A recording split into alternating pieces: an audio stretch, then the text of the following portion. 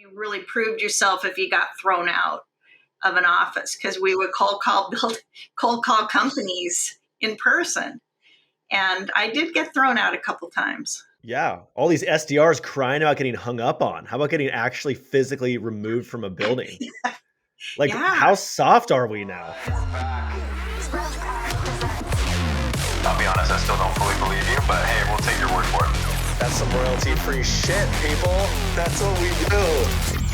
Pouyan and Quota. We are back. I am Pouyan, the CEO and co-founder at Scratchpad, here with my awesome co-host, Ross. AKA the Corp Bro. And we're here with our dear friend, Lori Richardson, who has spent time at a number of large companies in sales positions from the bottom to the top. Maybe we just focus on for a second what you're doing right now. And I know there's a lot that you've done to get to the place that you are. I have a sales consultancy now called Score More Sales, and it's actually my 17th or 18th year. So I help companies solve their sales issues, mostly mid-sized companies, large SMB companies.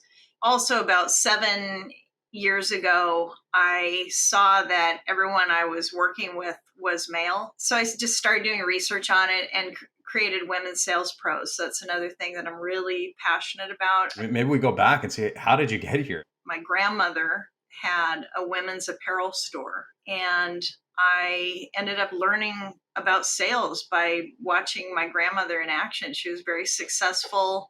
She was kind of the talk of the town. She had fashion shows, and she was kind of a big deal in a little town. Well, it was in Seattle. She was like Lululemon. She was the OG Lululemon.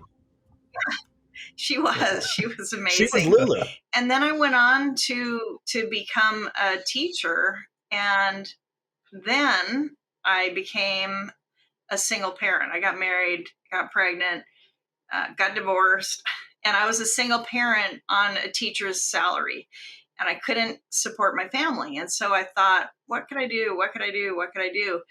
And through a convoluted path, I thought maybe I can sell something that's tech related, because tech was really booming. And what is it that helped you get to where you are now? Because there's probably a lot of folks listening that are maybe at that point in the first few years and trying to figure out, where is the light here? Yeah, I've thought about it. And I believe that one of the things that helped me a lot was that my first sales job was with a really great group of people, and people can take you a long way. If your colleagues, your coworkers are not just fun, but smart and able to get things done, it was just a wonderful place. And it didn't matter that I was a woman. I worked with other women. I worked with men. It was no big deal.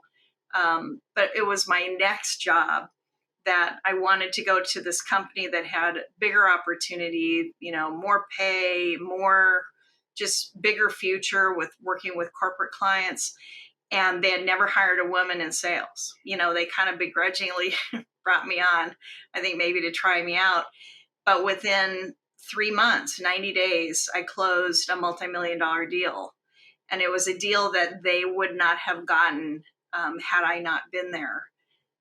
And which is a good feeling, because that you weren't just lucky. There was timing, and there's a lot of things going on, but those things combined, I think, really set the stage for me. I have a question for you, because you sold during what many consider the golden age of the late 80s, early 90s. And I, obviously I missed that, but I would love, could you set the scene? What was that like going to work? What was sales like then? And I'll just add, did anyone get on you for not updating next steps, or your CRM being outdated? Did that even exist? I had a Rolodex, one of those, spinner deals. Real one. But my point of view is coming from as a single parent. So I missed probably some of the wild and crazy things that might have gone on, but also, I wasn't in Silicon Valley. I was in Seattle. It was pretty laid back then, pre-Amazon days. And, we worked hard. And the funny thing is that I hear people today, I heard this a week or so ago, where people are talking about, you have to focus on the buyer now, right?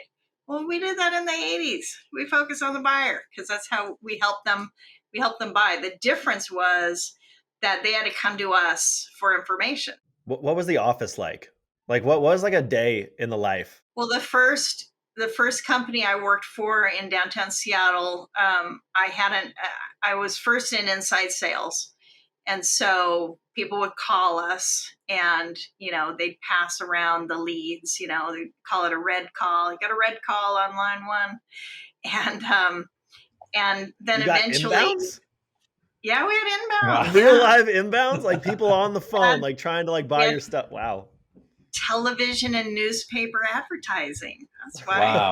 Well, I remember at one point I had a zip code, and it was the Columbia Tower building, which might be called something different now, but it was the tallest building in Seattle. And so the whole thing was that you really proved yourself if you got thrown out of an office, because we would cold call companies in person. And I did get thrown out a couple times. Yeah. All these SDRs crying about getting hung up on. How about getting actually physically removed from a building?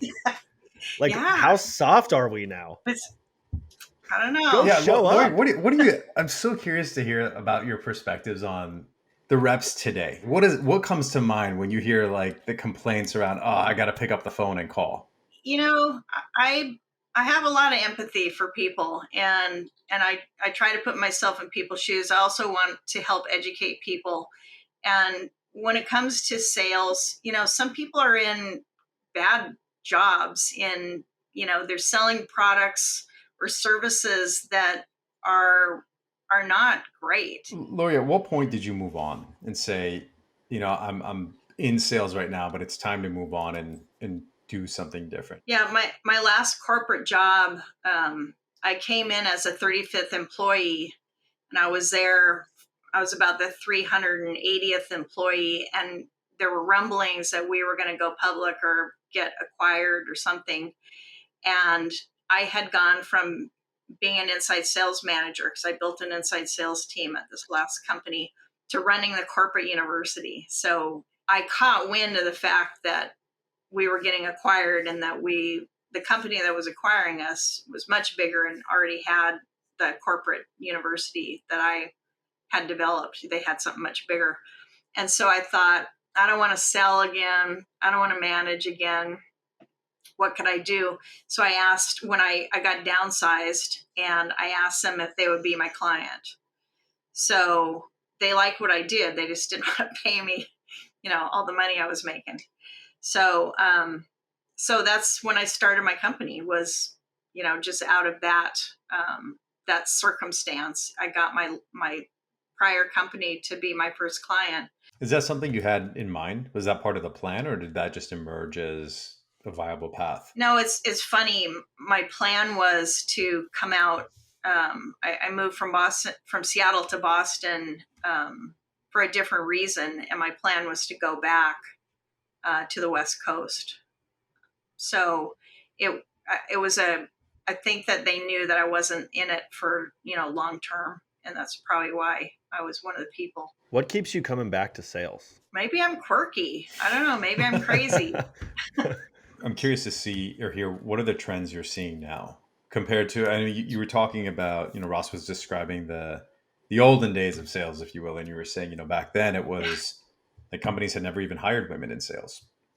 And now I feel like, well, not where not where you worked, but you said some other companies. So are you Yeah. seeing that still today, where some companies have that mindset? You wouldn't think that there are issues today that women still have to be concerned about. There's really crazy stuff that's still going on. And but what I do see is that there are some great companies out there that have really stepped up, that have made it a point to tell people that they're all about diversity and inclusion, and that they welcome people to come, bring your whole self, and all that kind of stuff. And that makes those bad companies obvious, and people talk, and people say where to work and where not to go because of that. And What do you think it'll take for the numbers to actually start changing? there's a ton of opportunities out there. I think that there are a lot of women that I've talked to at the college level and even high school that have never heard of a B2B sales career. I didn't know what a business development consultant did. And I just ended up at Oracle and I found out that it was sales on day one when I did cold calling training. I was like, oh my God, what have I done? What advice would you give to folks who now have a fair amount of sales experience and are looking to leverage it elsewhere? That's the great thing about sales is that you can do so many different things. You can rise to be a CEO. You can go to another company, go to a competitor, go somewhere else and get into a role that you want, utilizing those sales skills to sell your ideas to people. Or you can, you could start your own company, and you'll have the sales abilities that a first time, founder needs. That it's like the biggest aha moment people seem to have after they've started a company. Like, who's going to sell? Yep. Nobody knows how to sell anything. 2 questions that we like to ask everyone that comes onto the show. Number one is what's your hype song? It's funny because I like jazz, but anything with an upbeat tempo is going to get me going. I don't have a single song that I have to. I mean, I've been speaking for 10 years, and I don't have a song that I walk on the stage. It's okay. I listen to a lot of jazz too, usually when I'm writing. Well, almost entirely when I'm writing. Well, if one stands out, we'll get some jazz on the playlist. But if there's one that stands out, send it on over to us. But what about the recovery song, the gut punch song? Jazz makes me creative. It gives me creative ideas, I guess. So maybe that doesn't even fit at all, but upbeat when I'm selling, when I'm making something happen, and then jazz if I'm writing. For anybody listening, before you go, where can people find you? What are you working on? Let's hear all the things that you've got going on, and we'll end up linking everything. WomenSalesPros.com or Women Sales Pros on Twitter, Instagram, LinkedIn. Also, Score More Sales, same thing. Twitter, Instagram, LinkedIn. Conversations with Women in Sales. It's on iTunes, elsewhere. And you can find it from the Women Sales Pros website. That's where I'd love for people to, if you hear an episode, we'd love to get a nice 5-star review on iTunes. It's always helpful. Yeah, amazing. Awesome. Well, there you have it, everyone. Lori Richardson. Pouyan and Corp. Scratchpad.